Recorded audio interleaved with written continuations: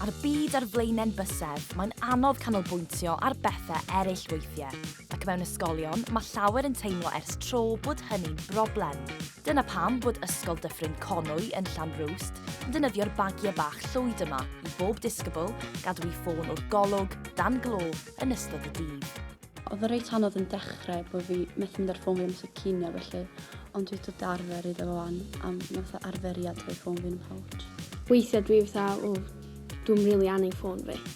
Ond weithiau dwi'n teimlo o dwi'n mor falch bod fi'n cael o'n ôl. O'n i'n siarad lot mwy, cyfathrebu mwy. Ond dwi'n meddwl fatha ar ôl bod yn ysgol drwy'r dydd heb ffôn fi, dwi adre. Dwi ar ffôn fi lot mwy adre. O'n i wedi gweld yn dilyn arolwg fel llais o dysgwyr bod nhw yn ffafrio yr sacha yma hefyd, bod nhw yn teimlo fel bod nhw yn gallu canolbwyntio'n well yn y gwersi.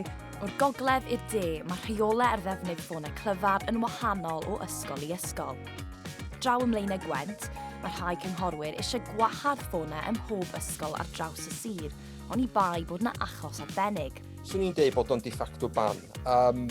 Dwi'n meddwl bod yna cyngor mor concret wedi dod allan gyn awdurdod addysg o'r blaen.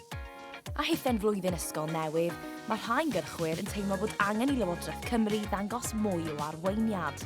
Mae Llywodraeth Cymru yn dweud bod gan bob ysgol yr hawl i osod i polisïau ei hunain a bod yn dal i weithio gydag ysgolion i sicrhau i bod yn medru gwneud penderfyniadau cadarn.